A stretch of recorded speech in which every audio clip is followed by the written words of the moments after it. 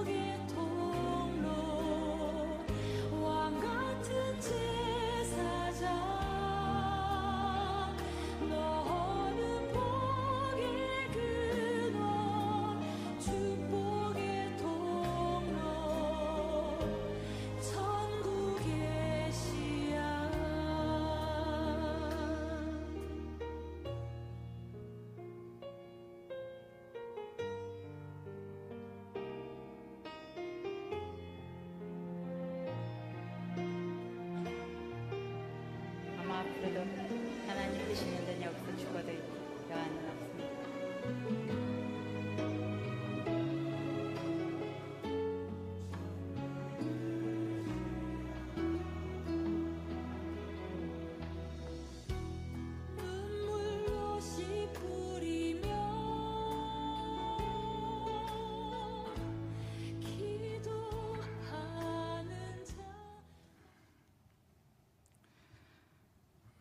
방금 우리는 케냐 투르카나의 처참한 사정을 보고 헌신하기로 한 이면심 선교사님의 영상을 보았습니다.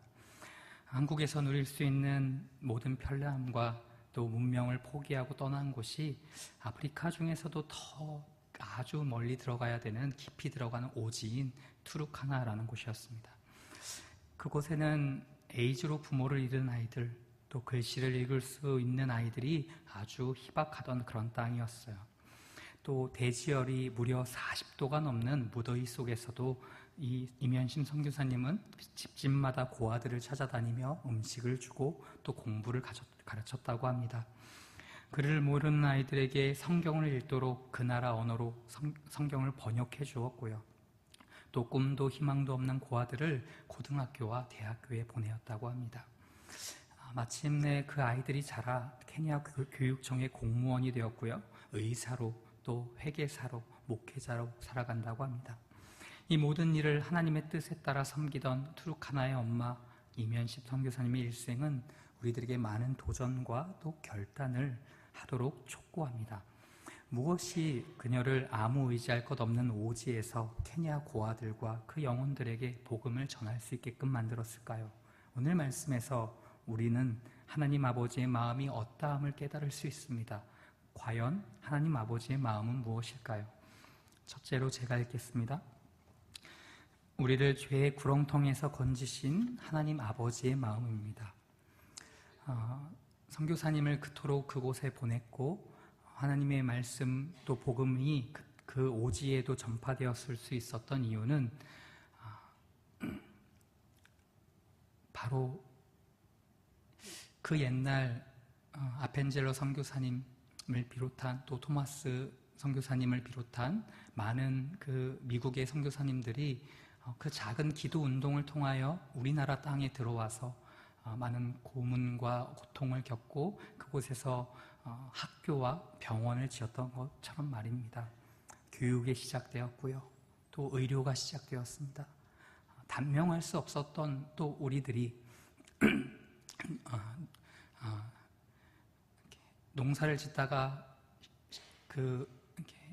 농사일이 끝나고 나면 술과 마작으로 시간을 보냈던 사람들이 교회로 몰려들었고요. 아주 먼 거리라도 말씀 사경회가 있으면 사람들이 달려왔다는 그 놀라운 기적, 우리나라 조국의 교회의 그 부흥의 발단은 그 선교사님들이 복음을 알았고 하나님의 마음을 알았기 때문에 가능한 일이라 생각이 됩니다. 오늘 본문 말씀을 보십시오. 여기에는 예루살렘에 남아있던 유대 백성에 대한 엄한 책망이 들어있습니다. 하나님께서 바로 에스겔 선지자가 이스라엘과 유다에서 잡혀온 포로민들의 지도자였지만 다른 사람들에게 도움을 주기를 원하셨다는 것입니다. 그럼으로써 하나님께서 선지자에게 부여해 주신 그 말씀의 선포의 의무가 이제는 예루살렘 백성들에게까지 미치게 된 것이죠. 에스겔 선지자의 의무는 무엇입니까? 예루살렘 시민들, 그 백성들의 가증한 행위를 책망하는 것이었습니다. 하나님께서는 은혜로서 이스라엘을 택하여 포용하시기 전에 그 모습이 어떠했는지를 오늘 읽은 본문 말씀에서 보여주고 계십니다. 하나님께서 그들에게 먼저 베풀어 주셨던 선물을 하나하나 열거한 후에 그들의 그릇됨, 그들의 죄악의 실상을 책망하고 있는 것입니다. 애정이 있어야 책망합니다. 그렇죠? 가장 대화법에서 가장 무서운 것이 무엇입니까? 침묵입니다. 애정이 있어야 그 사람에게 잘못된 길 가지 마라고 말할 수 있고요. 어린아이가 놀이터에서 흙을 먹고 있으면 그거 안 된다, 먹으면 너에게 해롭다, 손을 털칠 수가 있고요. 횡단보도를 차가 지나가는데 건너려고 할 때 막을 수 있는 것이 그것이 진정 사랑이요 또 애정의 결과이지 않습니까? 마찬가지로 하나님도 그의 택한 백성이 온전한 길을 가지 못할 때에 이와 같이 하나님의 마음으로 불일 듯한 하나님의 마음으로 그들의 그릇됨을 책망하고 다시 한번 하나님의 품으로 하나님께서 계획하시고 뜻하신 길로 돌아오라고 말씀하시는 것입니다. 인생을 살다 보면 사람들은 자주 온갖 자기의 욕심에 눈이 가리워져서 누가 보더라도 명백한 것도 깨닫지 못하는 경우가 빈번히 있음을 우리는 봅니다. 아주 똑똑한 정치인들과 유명인들이 그 발언대 앞에서 쉽게 너무도 눈에 띄는 거짓말을 하는 것을 우리는 보지 않습니까? 딱 보면 알 수 있는 거짓말, 딱 보면 다 이렇게 훤히 들여다보이는 거짓말들을 고매하시고 또 많이 배운 분들도 욕심의 눈이 가리워지면 그렇게 잘잘못을 가리지 못하는 것이 인생의 연약함입니다. 하나님께서는 이스라엘 백성들이 잘못을 범하셨을 때에 그들을 즉각적으로 판단하거나 유황불을 내리어서 그들이 멸망하도록 하지 않으셨어요. 어떤 겁니까? 이것은 기회를 주셔요. 기회. 다시 한번 돌아올 수 있는 기회를 주신다는 말입니다. 하나님의 말씀을 통해 돌아오기를 촉구하시고요. 또 내면의 감격과 깨우침으로 돌아올 수 있도록 기회를 허락하신다는 겁니다.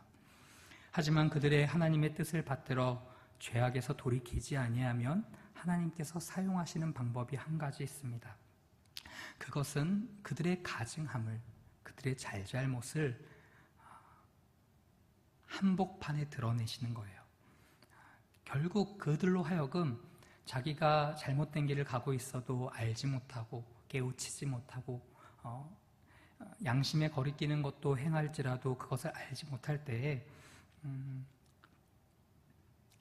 그들로 하여금 죄악된 실상을 반드시 드러내 보이시고자 저잣거리와 같은 마당과 같은 넓은 곳에서 다른 사람들로 하여금 다 보이도록, 그리고 그들 스스로가 자신의 모습, 영적인 상태를 통해 볼 때 내가 정말 잘못된 길을 가고 있구나 라는 생각이 들 만큼 그렇게 죄인들로 깨닫게 하신다는 것입니다.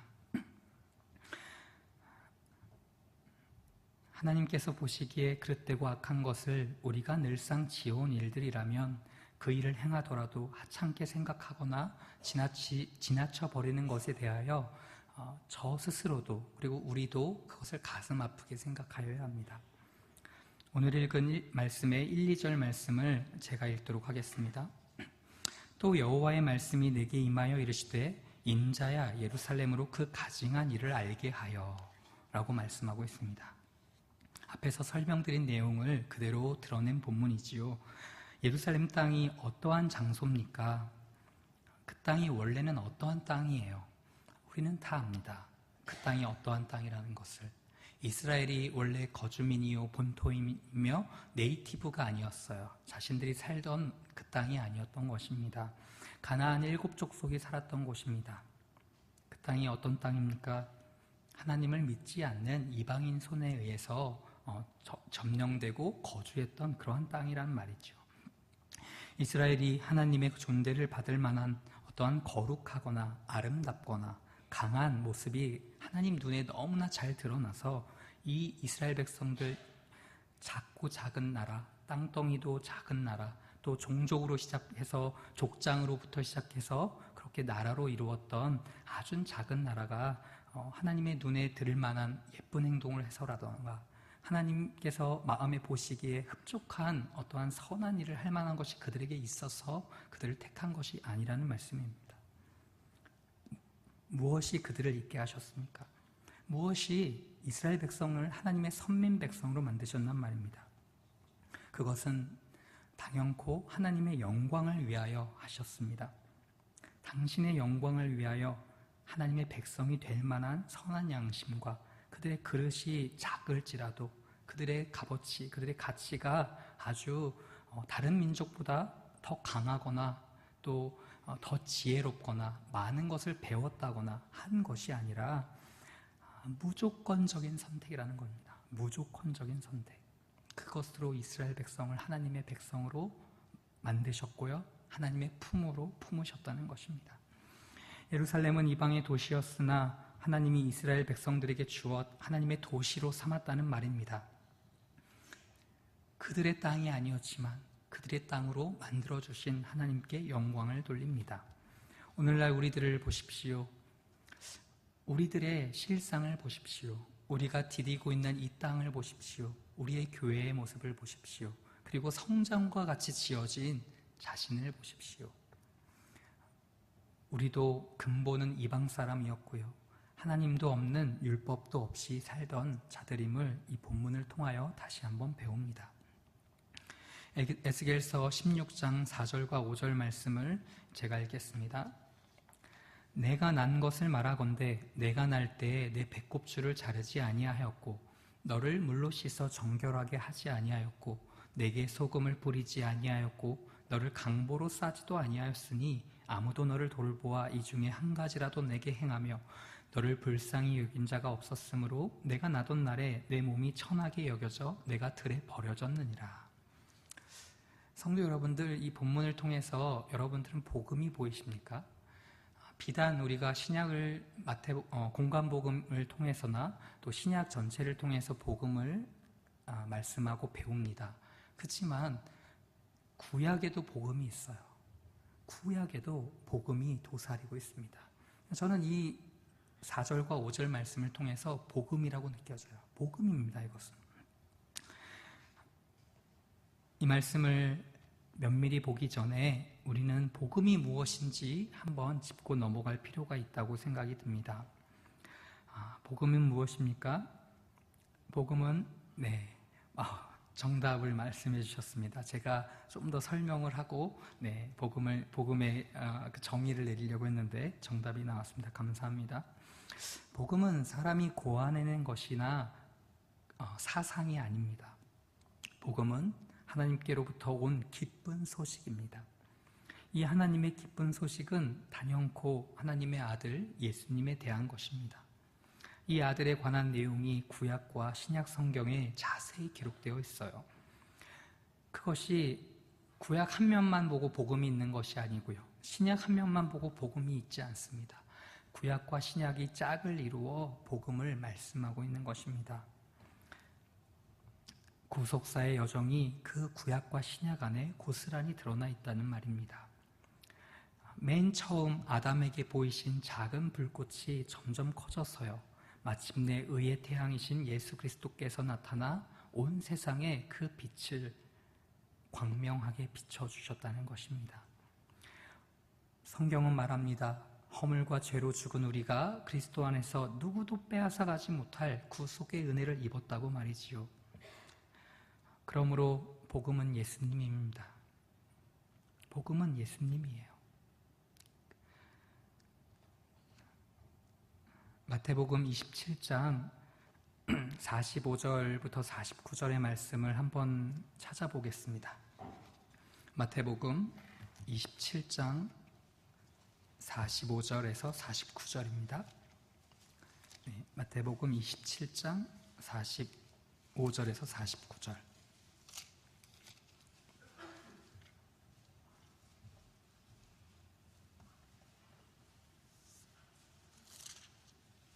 네,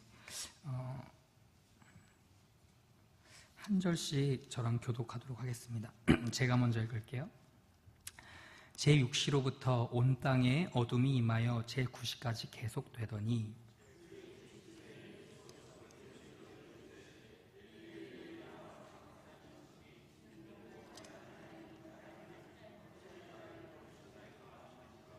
거기 섰던 자 중 어떤 이들이 듣고 이르되 이 사람이 엘리야를 부른다 하고,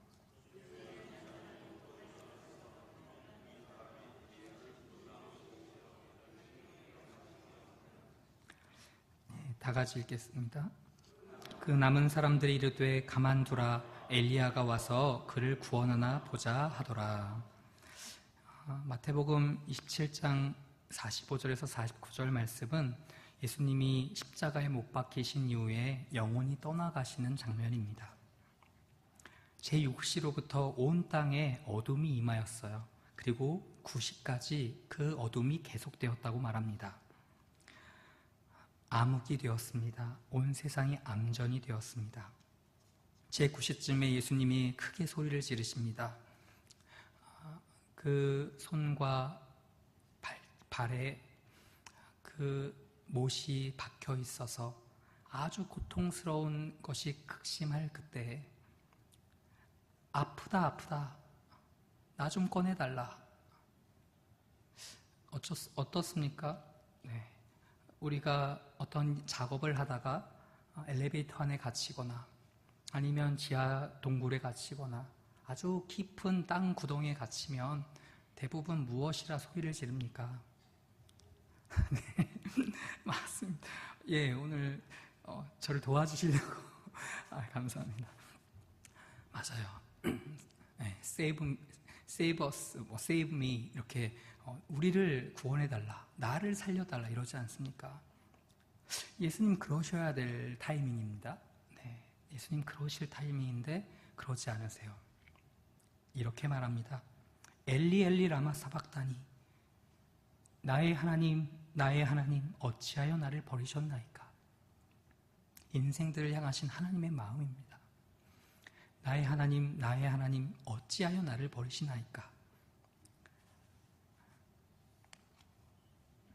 주님은 올 인류를 향해서 고통을 당하셨습니다. 죄가 없으신 그분이 성령으로 잉태되었고요, 아담으로부터 그 이어온 그 원죄가 도무지 없으신 순결하신 그 예수님이 죄짐을 지으셔야만 했고 십자가를 지셔야만 했고 그 팔과 발에 못자국이 박혀야 됐던 거예요. 주님은 온 인류를 위하여 고통을 당하셨고 유대인과 로마 군병들에게 벌림을 받았습니다. 예수님은 제자들이 있었고요, 수천 명, 수만 명, 그 공생의 사역 기간 중에 이적과 표적을 행할 때에는 더 많은 수가 따라왔습니다. 예수님 어떻게 하셨죠? 혼자 계셨습니다. 치료해 주신 이후에 이 사실을 알리지 말라 말씀하셨고, 사람들이 붙으니 산에 올라가 기도하셨고, 땀방울이 핏방울이 되도록 기도하셨고, 하나님 아버지께 단 한 번도 떨어져서 살아본 적이 없는 그 예수님, 그분을 이 순간에 태초로부터 단 한 번도 떨어져 본 적이 없는 그 삼위일체 되신 하나님께서 버리셨다는 겁니다. 왜 버리셨습니까? 왜 버리셨어요? 연약하고 죄된 저와 우리들을 위해서입니다.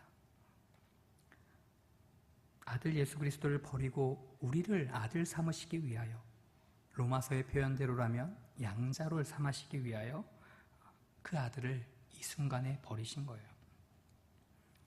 엘리 엘리 라마 사박다니, 나의 하나님 어찌하여 나를 버리시나이까.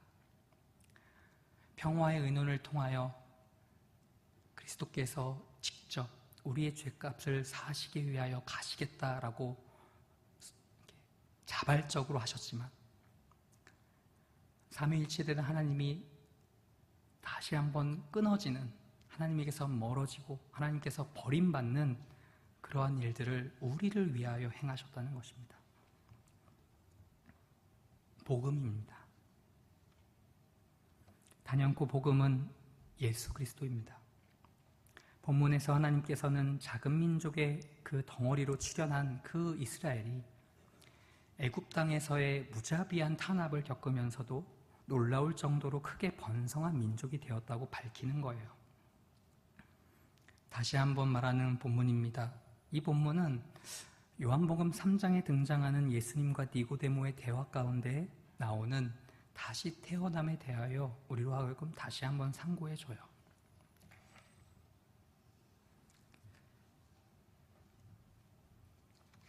이스라엘 백성들은 본래 버림을 받은 자들이었습니다. 어느 때로부터 버림을 받았습니까? 언제로부터 이 이스라엘 백성들이 버림을 받을 수밖에 없는 그러한 자들입니까? 아담의 범죄로 모든 사람이 하나님의 의를 이룰 수 없게 되어버렸습니다. 어느 누구도, 어떠한 누구도 하나님의 의를 이룰 수 있는 인생이 없다고 시편 말씀과 로마서에서 증거하고 있습니다. 되어지지가 않아요. 인생들 가운데 그리스도를 대체할 만한 무엇도 없습니다. 우주를 뒤져도 없습니다. 온 세상을 뒤져도 없습니다. 사람의 마음이요? 사람의 마음 안에 있습니까? 성경은 그렇지 않다고 말합니다. 세상에서 부패하고 무정한 가운데 최고가 사람의 마음이라 했습니다. 에스겔 선지자는 하나님께서 유대인들을 만났을 그때에 매우 비참한 상황에 처해 있었다고 비유합니다. 마치 무엇을 비교하고 있는 것 같습니까? 죄악의 구렁텅이에 있는 우리의 모습을 비견하고 있습니다. 죄악에서 도무지 헤어나오지 못하고 그것에서 날마다 그 죄악을 향하여 꿈꾸고 쫓아가고 거기에 또 다시 한번 당하고 다시 한번 또 많은 것을 잃어버리고 명예와 물질과 자기의 모든 삶도 다 탕진하여 버리는 어리석은 인생들 말입니다. 우리가 알기에 그토록 포악하고 수치스럽게 탄압을 받았던 민족, 어느 시대에도 이스라엘 같은 민족이 없었어요. 애굽인들은 그들이 수고한 데 따른 보수도 없이 노예 노동을 강요했습니다. 430년간이나 말입니다. 게다가 그뿐만이 아닙니다. 비돔과 라암셋을 지으라고 했을 때에 어떤 명령이 떨어집니까? 태어나는 남자아이는 다 죽이라고 명령해요. 그들은 온갖 치욕을 당했어요. 그런 압박과 고통 속에서도 살았단 말입니다. 이러한 이유 때문에 하나님께서 이렇게 말씀하고 있는 것입니다. 내가 난 것을 말하건대 내가 날 때에 내 배꼽줄을 자르지 아니하였고 너를 물로 씻어 정결하게 하지 아니하였고 내게 소금을 뿌리지 아니하였고 너를 강보로 싸지도 아니하였나니 라고 말씀하고 있는 것입니다. 기근이었습니다. 굶주림이었습니다. 하나님이 아니시면 그들은 어느 곳에서도 대접받지 못하고 어느 곳에서도 그 자신들이 예배를 드릴 수가 없고요. 하나님을 알만한 것이 그들 속에는 도무지 발견될 수가 없었던 거예요. 그런 그들로 알라는 말입니다. 지금 가증한 일을 행하는 이 예루살렘과 유대 땅을 향하여 다시 한번 너의 난 것, 너의 이전에 너가 태어난 요한복음 3장에서 말씀한 니고데모와의 대화처럼 다시 태어남에 대하여 생각해 보라는 말입니다.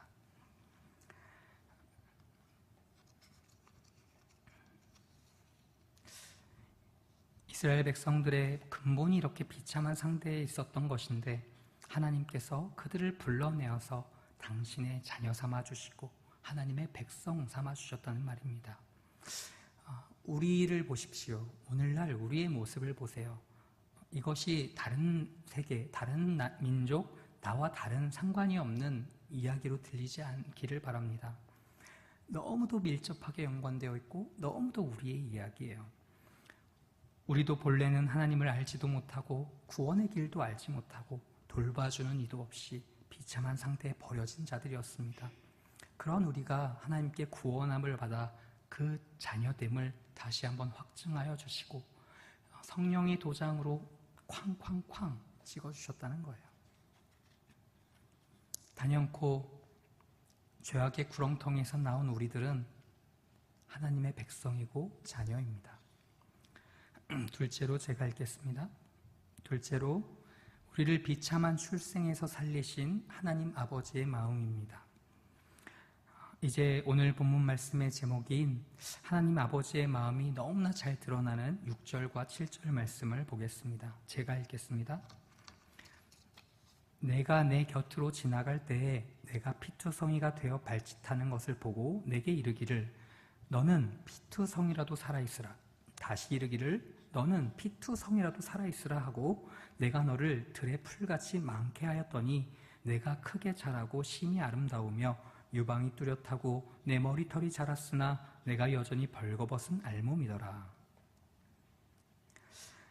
어떤 본문 말씀입니까? 무엇을 기다리고 기억하라는 말씀입니까? 하나님께서 이스라엘의 백성이 피투성이로 버림당하여 발짓하는 것, 아기를 낳아보신 분들, 그 아기를 낳아서 품에 안아보신 분들 잘 아실 것입니다. 또 아버지들 가운데서도 옆에서 그 아내가 낳는 장면을 목격하신 분도 아실 것입니다.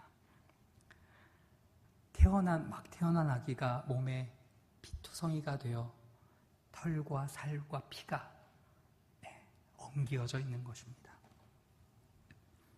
하나님께서 이스라엘 백성이 그 피투성이로 버림당하여 발짓하는 것을 보시고 긍휼을 베풀어 구원해 주셨다는 말입니다. 저는 이 대목을 통해서 하나님의 마음이 어떻게 느껴지냐면 그냥 지나치지 않는 하나님, 그 발짓하는 태아를 보시고 그냥 건너뛰지 않으시는 하나님의 마음이 느껴집니다. 얼마나 긍휼이 많으신 하나님이시기에 우리 인생들은 어떠합니까? 나에게 도움이 되고 나에게 필요가 되고 나에게 어떠한 가능성을 열어줄 때에야 그 사람에게 말을 걸거나 어떠한 것을 줄 생각을 하는데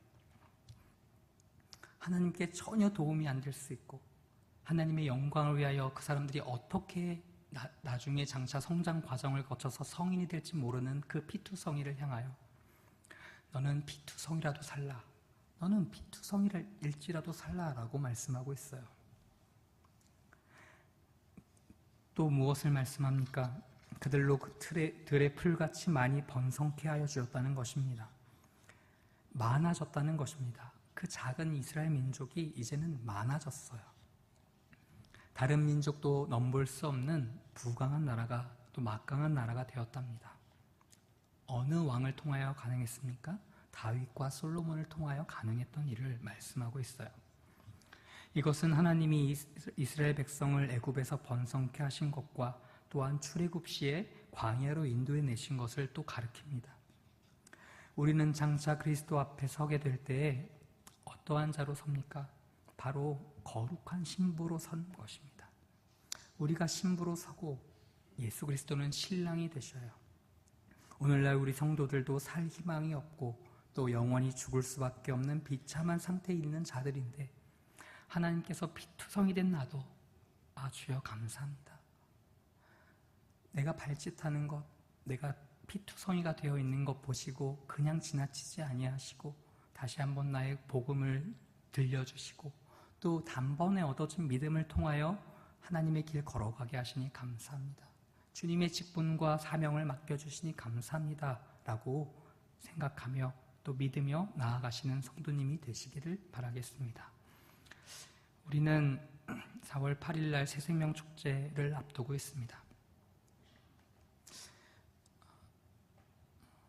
저는 교육부서를 담당할 때에도 해마다 또 새생명 축제를 할 때에도 영광교회의 신비로움을 봐요. 네. 아이들도 태신자 작정하자. 이 어린아이들이 데려올까? 1, 2, 3학년은 길 건너편은 안 와요. 이런 말 제가 많이 들었거든요.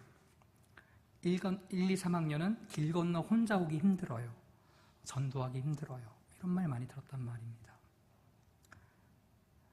돼요. 데리고 와요. 아이들이 데리고 옵니다. 저를 부끄럽게 해요. 참 미안하게 만듭니다. 그래서 늘 행사가 끝날 때마다 제 마음 한켠에 이런 마음이 있어요. 아, 내가 믿음이 부족했구나. 더 술을 많이 준비했어야 되는데, 그 선물을 더 많이 준비했었어야 됐는데, 더 그 아이들이 올 때 더 많은 것들로 그 아이들을 충족시켜줘야 되는데, 미안함이 계속 들게 만듭니다. 어른 성도님들도 마찬가지입니다. 많은 분들이 또 배신자 품기를 통하여 작정을 하셨습니다. 우리가 이들을 전도하며 나아갈 때 우리는 어떠한 마음을 가지고 나아가야 합니까? 바로 하나님 아버지의 긍휼한 마음을 가지고 나아가야 합니다. 스케줄이 있습니다. 또 계획안이 있습니다. 많은 프로그램들이 준비되어 있습니다. 가장 기본적으로 마음속에 하나님 아버지의 긍휼한 마음이 선행되어야 그 일들이 순조롭게 하나님께서 뜻하신 대로 이루어질 거라고 저는 믿습니다. 하나님 아버지의 마음, 전도할 때, 또 태신자를 품을 때, 또 이 새생명 축제를 우리가 그 당일날 맞이할 때 어떤 마음을 가지고 나아가야 합니까? 먼저는 나의 비참한 영적인 또 현실의 상태에서 다시 한번 그 나를 건져주신 하나님의 은혜에 탄복하여 감사함으로 나아가야 합니다. 그리고 우리 가족과 친척과 이웃이 그리스도의 품으로 돌아오기를 간절히 바라는 구령의 열정으로 건져내야 하는 것입니다. 내가 믿는 하나님을 저들도 믿고요. 구원 얻기를 바라는 넓은 마음을 가지셔야 합니다. 더 나아가서 저는 이런 마음 품어요. 제가 품은 마음을 그냥 이렇게 적었어요. 나도 다 경험하고 다 알지 못하는 그 구속의 은혜를 저 사람들도, 저들도, 내가 품은 저들도 알아야 하지 않겠습니까? 라는 마음으로, 그것이 저는 하나님의 마음이라 생각이 들거든요. 모세도 신명기 18장 15절에 이렇게 말씀했습니다. 나와 같은 선지자 하나를 일으키시리니 라고 하였습니다. 우리는 그릇이 좀 더 넓어져야 합니다. 하나님의 마음을 품을 때에야 우리가 하나님의 마음을 온전히 품고 그 뜻대로 행할 수가 있어요. 우리와 같이 예수 믿는 자들이 많이 나와야 합니다. 왜 그렇게 돼야 합니까? 창세전에 택정함을 입은 주의 예비된 성도들이 주님 전 앞에 나올 수 있도록 하시는 것이 하나님의 뜻이기 때문이에요. 하나님의 뜻이기 때문에 우리가 행하는 것입니다. 네. 십자가는 멸망받을 자와 구원받을 자가 갈라지는 장소가 됩니다. 그 십자가를 중심으로, 그것을 분기점으로 구원받을 자와 멸망받을 자가 나뉘어져요. 중간지대는 없습니다. 회색지대는 없어요. 구원을 받을 것이냐, 심판을 받을 것이냐, 양이냐, 염소냐, 천국이냐, 지옥이냐, 이겁니다. 십자가를 기준으로 모든 것이 세워집니다. 형벌과 상급이 나뉘어집니다.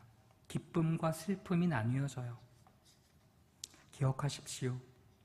천국과 지옥은 학벌로 강조되는 것이 아닙니다. 그것으로 갈라지지 않아요. 선행으로 갈라지는 것은 더더욱 아닙니다. 미모로, 외모로 갈라지지도 않습니다. 오직 예수 그리스도의 십자가로 갈라지는 거예요. 예수님의 십자가를 거절하면 멸망받습니다. 그러나 그것을 받아들이면, 그 십자가를 받아들이면 영생을 얻고 구원함을 얻을 수 있습니다.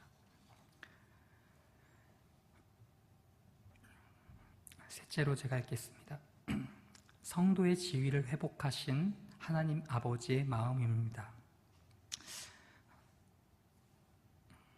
에스겔 16장 8절 말씀에 이렇게 기록하고 있습니다.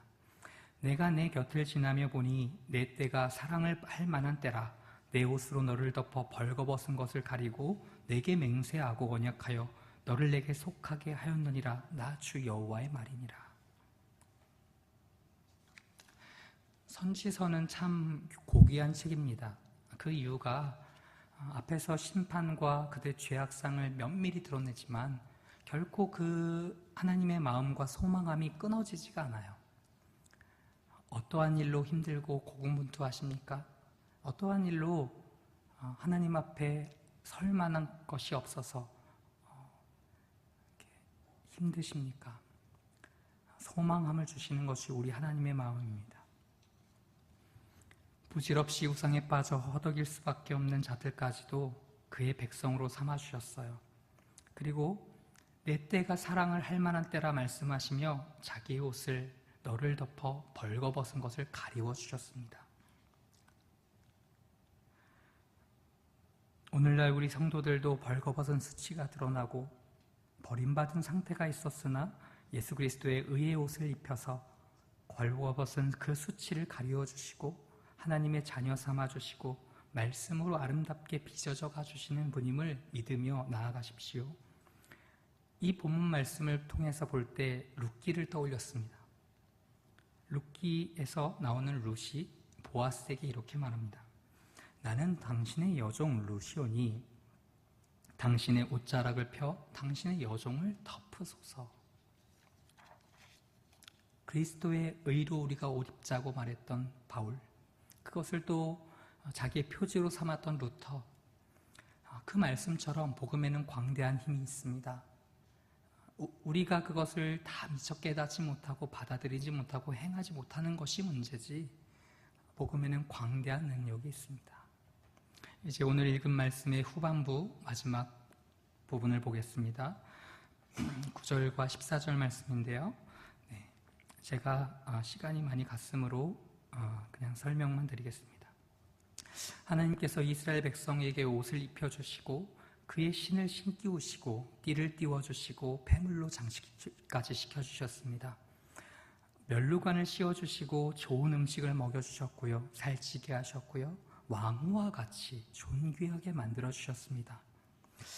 얼마나 하나님의 행하심이 놀라우면 그 아름답고 존귀함이 화려함이 이방 사람들도 그것을 전파들어서 들었단 말입니다. 오늘날 우리 성도들에게 그리스도의 구속으로 인하여 세마포 옷을 입혀주시고요. 각양 신령한 은혜로 인격을 존귀하게 만들어주셨다는 것입니다. 믿으십시오. 진리의 말씀으로 신령한 양식을 먹게 하여 우리의 심령이 살찌고 또 윤택하게 해주셨고요. 존귀와 영광으로 관을 씌워주셨습니다. 더더군다나 너무나 영광스러운 것은 우리를 그리스도의 신부로 맞아주시겠다고 약속하시는 것입니다. 그러므로 성도의 구속사역을 천사도 부러워한다고 말씀했습니다. 성도의 존귀함, 성도의 영광스러움, 그 모든 발판을 통하여 복음 전도가 있고 하나님께서 교회를 통하여 우리의 사역을 통하여 역사하시리라 믿습니다.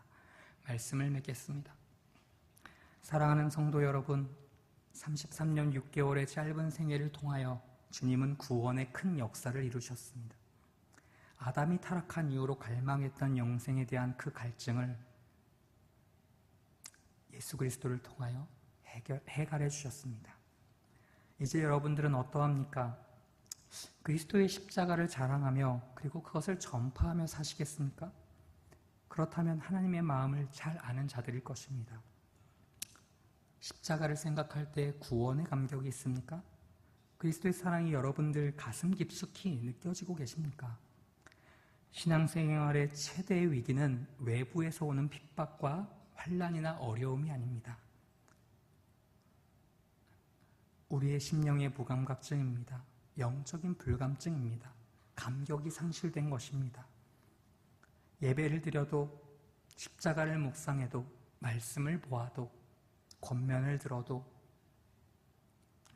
감각이 없는 것이 우리의 큰 위기입니다.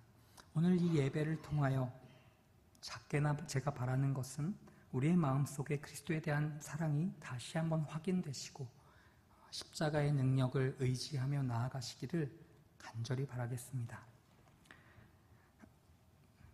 십자가의 사랑을 다시 한번 체험하며 우리 가정과 지역사회와 조국과 열방의 복음 전파의 사명을 능히 감당하시는 저와 여러분이 되시기를 바랍니다.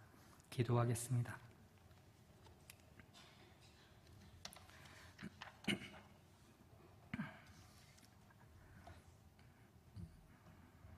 하나님, 영생을 얻는 길이 다른 데 있다